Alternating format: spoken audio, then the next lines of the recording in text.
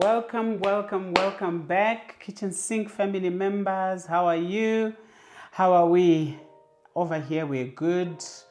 Summer is approaching. I mean, our winters are short-lived over here, and so it's beginning to be hot.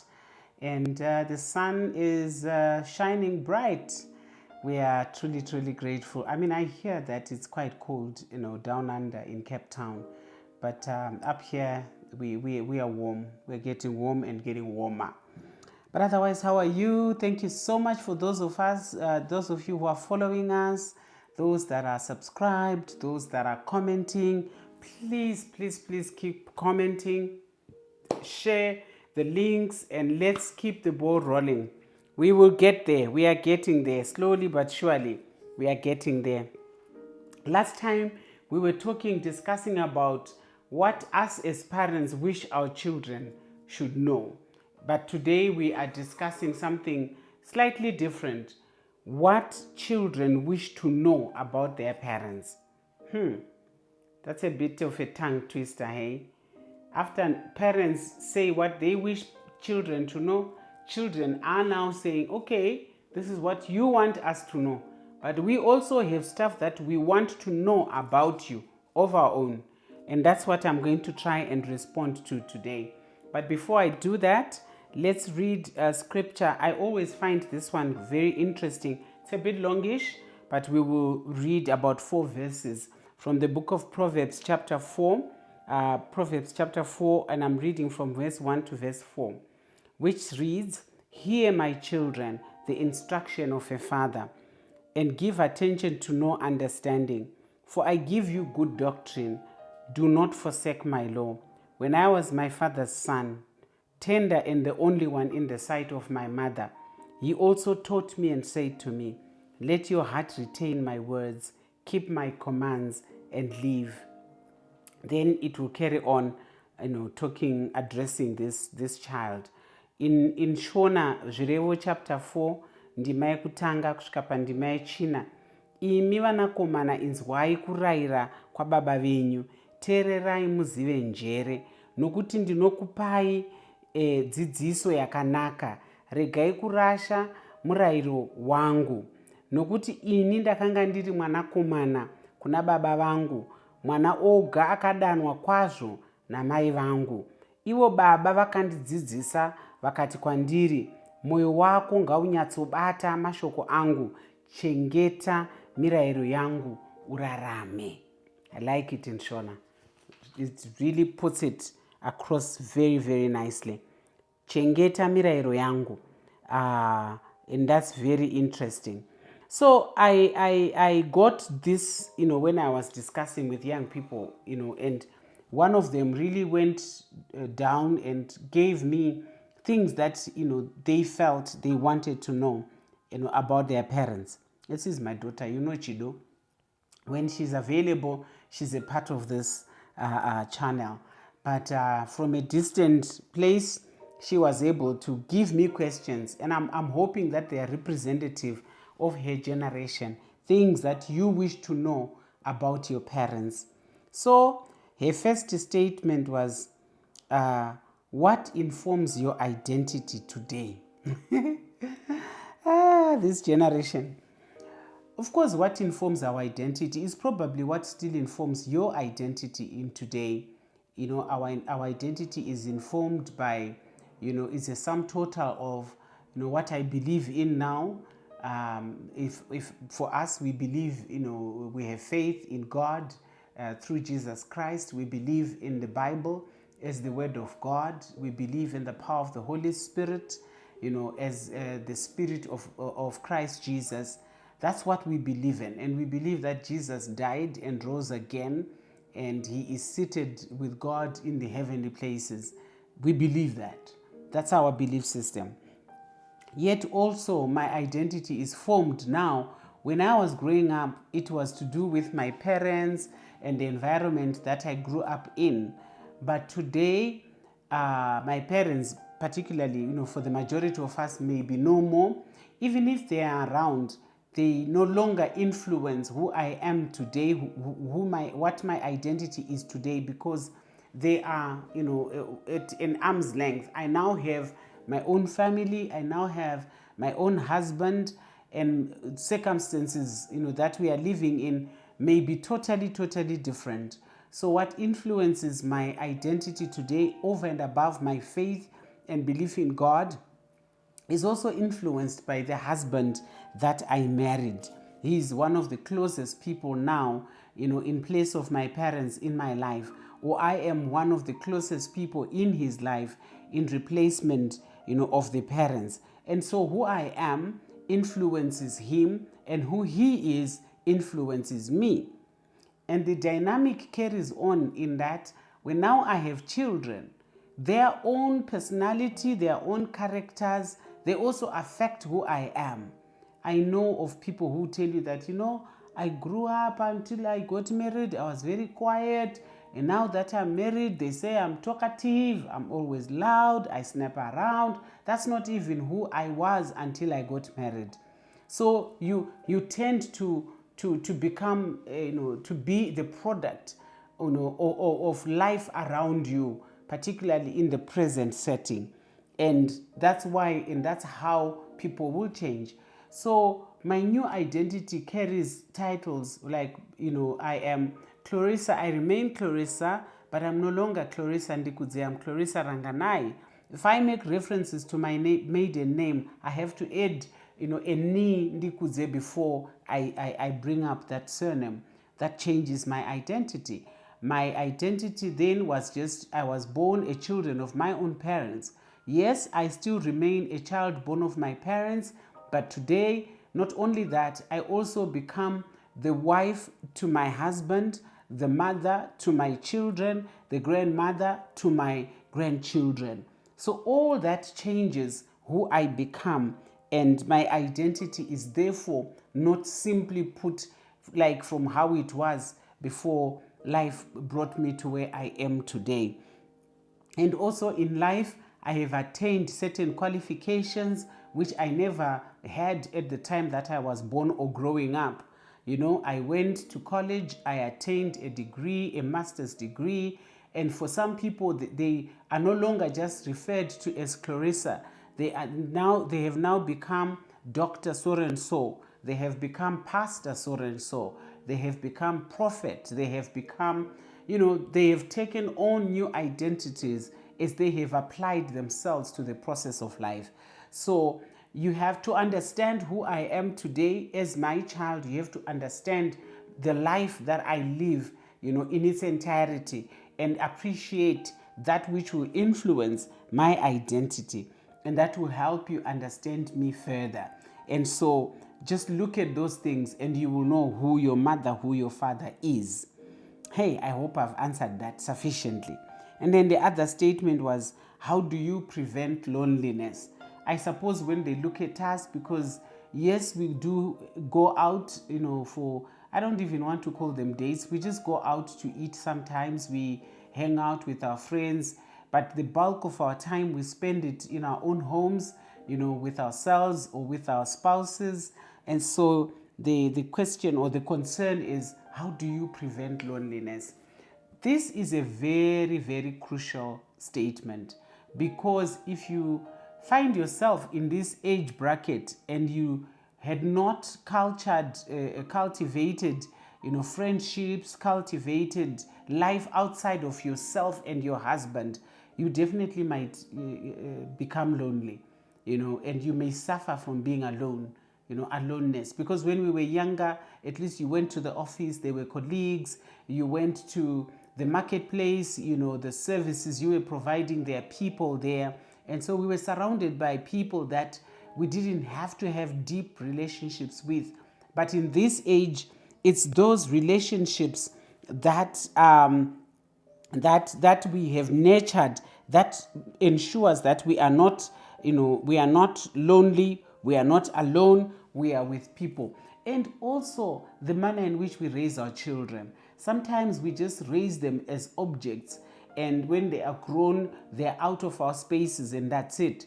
But if we ensure that as they are growing up, we engender a relationship beyond mother-child to becoming friends, to becoming peers with each other, not peers as in the same age, but we are together, we are a team together like that. Even if they grow up and they are away from us, we remain close with each other. And that's one way that we manage loneliness, making sure that our relationships with those that are close to us, they are well taken care of and we are not on our own. However, we have to have friends. I think I'll attach the link to the video that we did about friends and friendships. You need to have friends. Friends with which you laugh, friends with which you spend time and reminisce on life before, life now, and life to come. You need friends in your life. That's how we prevent loneliness. Also, continue to commit to doing stuff around. Don't just sit at home following the sun right around the house. You will be lonely. You will be depressed.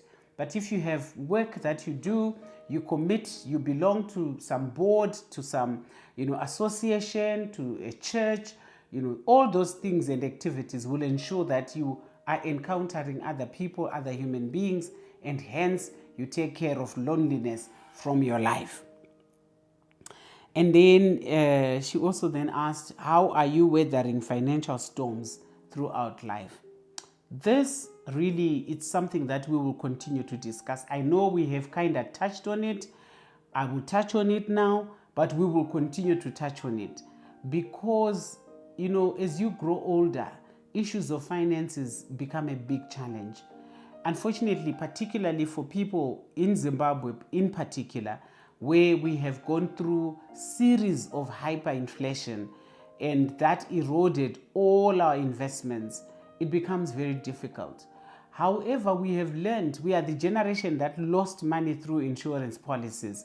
We are also a generation that is realizing that it was just one way, that was one stream, that was one income stream that would have sustained us in old age. If we had known better then, we would have realized that we were wrong in only expecting this one stream to sustain us. We needed more than one stream, to effectively sustain us in old age. And so what we have done and what we are doing is to now engage in ensuring that we have more than one income stream. And how do we do it? We're not even aspiring, for big investments. Even if you have no, capital to start with, there are things that you can do without money, like talking. I started a YouTube channel. One day I'm praying that it will grow to pay me something. I didn't have to have money to start this. And there are other things like if you have a backyard, you raise some chickens, you grow some vegetables, enough for you to eat, and some you sell, and you begin to earn an income from that. You have to be willing to learn to do things like that. And then those of you who are younger, in your 40s, late 30s, in your 40s, save money, invest in other, income streams. For example, if you can buy a small field and begin to farm on that field, that becomes another stream. If you can actually buy a farm, farming becomes another stream. In Zimbabwe, we are blessed, we are endowed with minerals. If you can find, your mineral claims and begin to mine, some precious stones, that becomes another stream of income. If you are able, all our cities, all our urban centers are growing. If you can buy a little piece of land, build there, and begin to receive rental income, that becomes another stream of income. So it's up to you how you do it. It's really, really up to you. Or you form a company, you provide consultancy services, depending on what your skill set is and or was while you were still, a serious player on the marketplace. Those things can be turned around to become income, streams for you. However, what we have learned is you need more than one. And to manage that more than one, there's an element of saving, there's an element of, daring, taking risks, there's an element of, stepping out and trying new things. You will be amazed at what can come out of all that. One stream won't work for you. you need at least 4 minimum. And the many of them, even the better, as long as you're able to manage that. That was on finances. How do you think about or pursue purpose and calling? What does that look like in your life? For purpose, in this age, when you are above 55, I would say, when you are above 55, and up, you start reflecting a lot. You reflect on time wasted, you reflect on money wasted, you reflect on opportunities wasted, you reflect on, the list is endless, what you can reflect on in the negative. But also you can do the same for what you have been able to achieve throughout life. The opportunities that you were able to pursue and they turned out to be profitable to you. The purposes that you pursued in life and have sustained you in life. Or the calling that you answered to and that has brought satisfaction to you. So when you are reflecting at this age, you look at what has been, what is now, and then you look at what can be tomorrow. Because if I missed on something yesterday, it doesn't mean I can't recover and be better tomorrow, even in my old age. I always remind people of Psalms chapter 92 verse 13, which says, I will bear fruit even in my old age.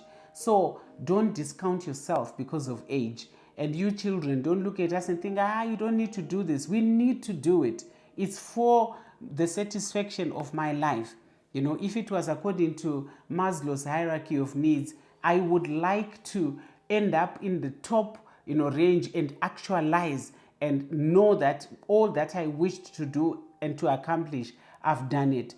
So that's how purpose looks like. I look at what I could have done, missed an opportunity to achieve that, see if I can still do it, and pursue and do it. I look at, maybe my gifts, my talents, what are they pointing me to in terms of calling? How can I use myself in that regards? I never grew up doing what I do today, which is counseling. I help people, I talk to people. You can see that I love talking. So this is one way that I'm useful and that gives me satisfaction. I talk to people. In that process, I hope to be helping people and ensuring that people's lives are made better as I talk to people.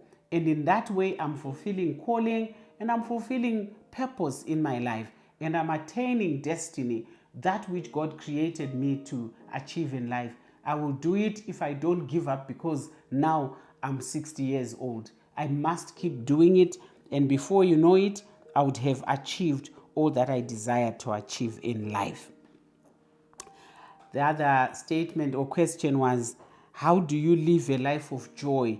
And how are you able to enjoy, life at every stage?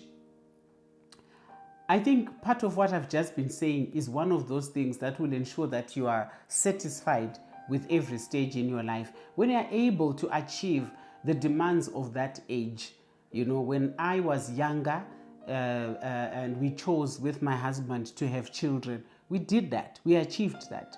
And we ensured that we would parent them successfully.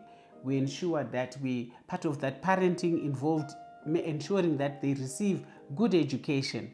Part of that entailed that we coach them, when they were much older. We coach them with life skills, and so that, as young adults now, they are able to be successful at life at this stage in their lives. And those are some of the things that when you look at, they give us satisfaction. They give me, they bring me to that place of joy. I have told you before, and I'll always tell you, that I'm a grandmother of one right now, and that young man gives me so much joy. He gives me so much joy. And why? How? Because my son chose at some stage that he was going to marry, and he found a very beautiful wife. You've met my daughter-in-law on this channel, and after some time they decided to start a family, and they have blessed us with a son, a grandson, and we are most grateful. Brings us joy. When we see our children succeed at life, that gives us joy. When we see all the efforts that we put for life bring fruit that gives us joy. And at every stage, I didn't expect when my children, were born that I'll have grandchildren immediately. No. When they were born, I expected them to grow up, from being infants to being toddlers to being, preschoolers to being successful in primary school, in high school, at university. And every stage as they succeeded, we would always tell them that you're making me proud. You're giving us joy as your parents. Now they are adults taking care of themselves. We are so grateful, and it gives us great joy to know that they have grown up to be able to take care of themselves. Much more to take care of each other with their spouses, even much more to take care of their own children. That gives us joy. So whatever stage of life we are at, the level of joy and satisfaction is in relationship to where they are. It's not a co-relationship as such, but there is a link to where they are in life and to where we are in life, and deriving joy and satisfaction from that particular stage of life. But where we are now, 55 years and above, we are looking at how our children have done, how we ourselves have done, our investment giving us return, and how healthy is the return on investment in the relationships around us, in assets that we acquired throughout life, and all those things as they bear fruit in us, that gives us joy. That gives us great, great joy. And this regardless of difficult times. Because as you grow in life, you find at some point all those things are happening in the way that you wish for them to, but maybe there is sickness. So there will be difficulties, or maybe there is death. There is difficulties, but that doesn't take away the fact that at this stage in my life, I am full of joy. I am grateful. I think grateful is the best word. I'm grateful for the path of life that I have lived. I'm grateful for when I look, my general outlook at life, I am grateful for how life has paneled out. And that gives me great satisfaction. And so that becomes very important even going forward. I'm waiting. I cannot wait for my grandson to grow up, to drive, to pick me and take me to the doctors, or bring me medication at home. I'm looking forward to having such a good relationship with the next generation beyond my own children. Life is good. Then her final question was, how do you navigate relational scandals, shocking events in relationships around you? This is always, it will remain a challenge, because I was trying to think what sort of scandals can happen. Betrayals, how do you respond? Because betrayals don't just happen to you they might be more when you are younger, but it can still happen even in old age. And it does happen even in old age. You will find a friend, that you grew up with, you think you know them, for so long. One day they will rock up with a position in life that you wonder, where is this coming from? How did we get here? What I have learned personally in my life is to know that, I must handle people with an open hand. I must allow for people to be who they are to the core. Because if you believe so much in what you know about a person, it is when they prove you wrong that you suffer for it. Allow them to be who they are. If they show you what they are in their younger age, believe them for what they are showing you. If they choose to manage, their masks well throughout, and in old age they still peel off and show you who they are true to the core, believe them that that's who they are. Don't stress yourselves and try and manage things that are not manageable. Allow for people to be who they are. Do you help them for the better? Yes, you can. Do you offer yourself to be? Yes, you can do all that, but believe people for who they are, and that will help you reduce the levels of stress around complications in relationships when you believe people for who they are. I have found it very, very helpful, because then I'll step out from a place knowing that, oh, okay, so this is who you are.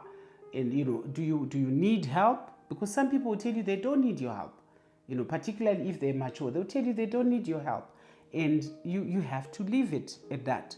You can pray for them from your own house, but there is no way that you can access them if they are not, accepting of your help, your advice, and counsel. So you really have to live life where it will be. That's how I have managed the few scandals that I've encountered in my older age. I'm growing old, but I'm not quite there yet. But definitely I'm older now than I was when life started.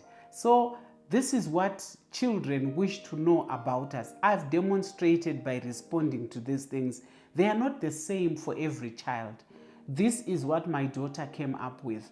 I'm wondering what your own children desire to know. And children, I'm wondering what it is that you wish for your own parents to know about your own parents. Please make sure you engage in a conversation like what I've just done. And I'm hoping that my daughter will listen, will make time and watch this one as I have responded to her statements and her questions, because it is very important to know each other personally and to know each other from a standpoint of not just knowing my mom by face, but knowing exactly how she feels, how she processes life, as the questions we're pointing to. So thank you very much, guys, for watching. Please, please, please invest in relationships with those you love the most. Your spouse, your children, your siblings.